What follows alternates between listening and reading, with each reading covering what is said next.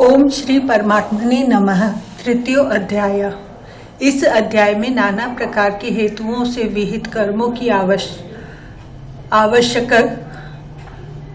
आवश्यक कर्तव्यता सिद्ध की गई है तथा प्रत्येक मनुष्य को अपने अपने वर्ण आश्रम के लिए विहित कर्म किस प्रकार करने चाहिए, क्यों करने चाहिए, उनके न करने में क्या हानि है, करने में क्या लाभ है, कौन से कर्म बंधन कारक हैं और कौन से मुक्ति में सहायक हैं, इत्यादि बातें भलीभांति समझाई गई हैं। इस प्रकार इस अध्याय में कर्म योग का विषय अन्यान्य अध्यायों की अपेक्षा अधिक और विस्तार पूर्वक वर्णित है एवं दूसरे विषयों का समावेश बहुत ही कम हुआ है। जो कुछ हुआ है वह भी बहुत ही संक्षेप में हुआ है, इसलिए इस अध्याय का नाम कर्मयोग रखा गया है। प्रसंग। बुद्धि शब्द का अर्थ ज्ञान मान लेने से अर्जुन को भ्रम हो गया। भगवान के वचनों में कर्म की अपेक्षा ज्ञान की प्रशंसा प्रतीत होने लगी एवं वे वचन उनको स्पष्ट न दिखाई देकर मिले हुए से जान पड़ने लगे। अतएव भगवान ने उनका स्पष्टीकरण करवाने की और अपने लिए निश्चित श्रेय साधन करने की इच्छा से अर्जुन पूछते हैं। अर्जुन उवाच ज्यायसि चेत कर्मणस्ते मता बुद्धिर्जनार्दन तत्किं कर्मणि घोरे माम नियोजयसि केशव। अर्जुन बोले, हे जनार्दन, यदि आपको कर्म की अपेक्षा ज्ञान श्रेष्ठ मान्य है तो फिर हे केशव, मुझे भयंकर कर्म में क्यों लगाते हैं। Arjun said, Krishna, if you consider knowledge as superior to action, then why do you urge me to this dreadful action, Keshav. व्यामिश्रेणेव वाक्येन बुद्धि मोह यसीव में तदेकम वद निश्चित्य येन श्रेय अहमाप्नुयाम। आप मिले हुए से वचनों से मेरी बुद्धि को मानो मोहित कर रहे हैं, इसलिए उस एक बात को निश्चित करके कहिए जिससे मैं कल्याण को प्राप्त हो जाऊं।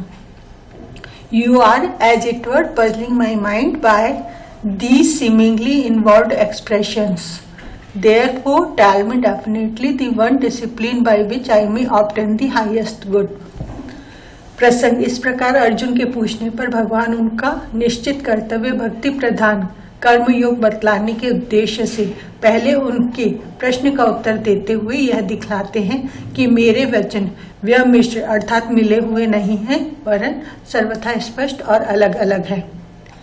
श्री भगवान उवाच लोके अस्मिन् द्विविधा निष्ठा पुरा प्रोक्ता मया नघ ज्ञान योगेन सांख्यानाम कर्म योगेन योगिनाम।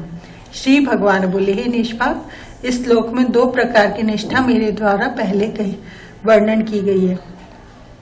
उनमें से सांख्य योगियों की निष्ठा तो ज्ञान योग से और योगियों की निष्ठा कर्म योग से होती है।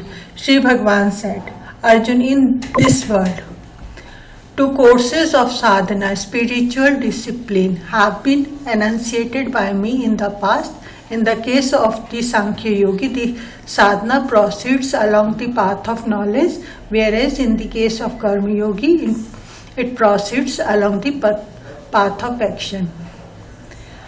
प्रसंग। पूर्व श्लोक में भगवान ने जो यह बात कही है कि सांख्य निष्ठा ज्ञान योग के साधन से होती है और योग निष्ठा कर्म योग के साधन से होती है, उसी बात को सिद्ध करने के लिए अब यह दिखलाते हैं कि कर्तव्य कर्मों का स्वरूप त्याग किसी भी निष्ठा का हेतु नहीं है। न कर्मणा न मनारंभा नैष्कर्म्यम पुरुषोष्णुते न च संन्यासनादेव सिद्धि समधि गच्छति। मनुष्य न तो कर्मों का आरंभ किए बिना निष्कर्मता को यानी योग्य निष्ठा को प्राप्त होता है और न कर्मों की केवल त्याग मात्र से सिद्धि यानी सांख्य निष्ठा को ही प्राप्त होता है। Man does not attain freedom from action, culmination of the discipline of action without entering upon action, nor does he reach perfection, culmination of the discipline of knowledge, merely by ceasing to act. प्रसंग। इस प्रकार कर्म योगी के लिए कर्तव्य कर्मों के न करने को योग निष्ठा की प्राप्ति में बाधक और सांख्य योगी के लिए सिद्धि की प्राप्ति में केवल बाहरी कर्मों के त्याग को गौण बतलाकर अब अर्जुन को कर्तव्य कर्मों में प्रवृत्त करने के उद्देश्य से भिन्न भिन्न हेतुओं से कर्म करने की आवश्यकता सिद्ध करने के लिए पहले कर्मों के सर्वथा त्याग को अशक्य बतलाते हैं। न ही कश्चित तत्क्षणमपि जातु तिष्ठ्यत कर्मकृत कार्यते यवशः कर्म सर्वः प्रकृतिर्जैर्गुणे। निसंदेह कोई भी मनुष्य किसी भी काल में क्षण मात्र भी बिना कर्म किए नहीं रहता, क्योंकि सारा मनुष्य समुदाय प्रकृति जनित गुणों द्वारा परवश हुआ कर्म करने के लिए बाध्य किया जाता है। Surely none can ever remain inactive even for a moment, for everyone helplessly driven to action by nature-born qualities.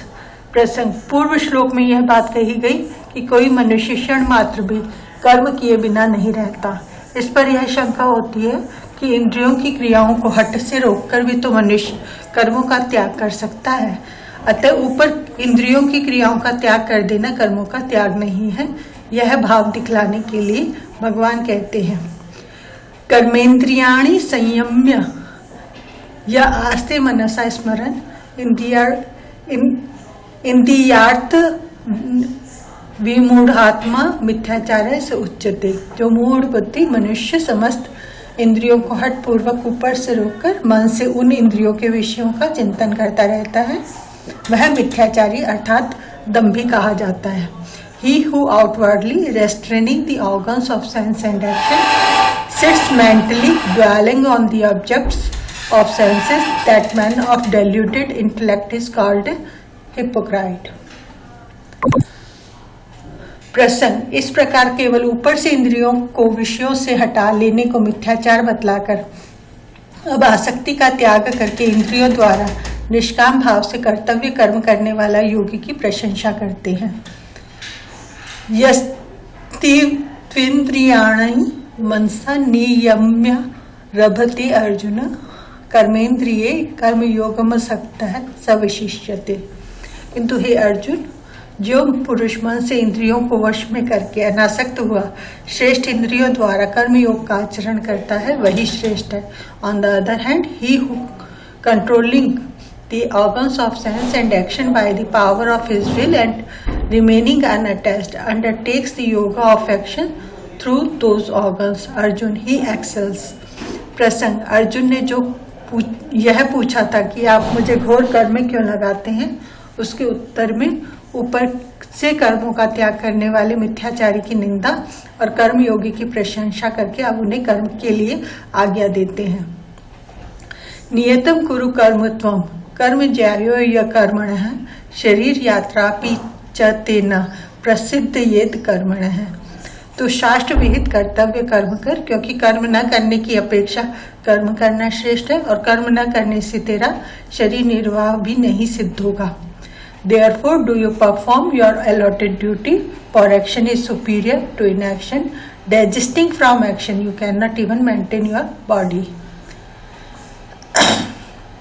प्रसंग यहाँ यह जिज्ञासा होती है कि शास्त्र विहित यज्ञ, दान और तप आदि शुभ कर्म भी तो बंधन के हेतु माने गए हैं, फिर कर्म न करने की अपेक्षा कर्म करना श्रेष्ठ कैसे है। इस पर कहते हैं, यज्ञार्थात् कर्मणो अन्यत्र लोको अयम कर्म बंधन है तदर्थम कर्म कौन्तेय मुक्त संघ समाचर।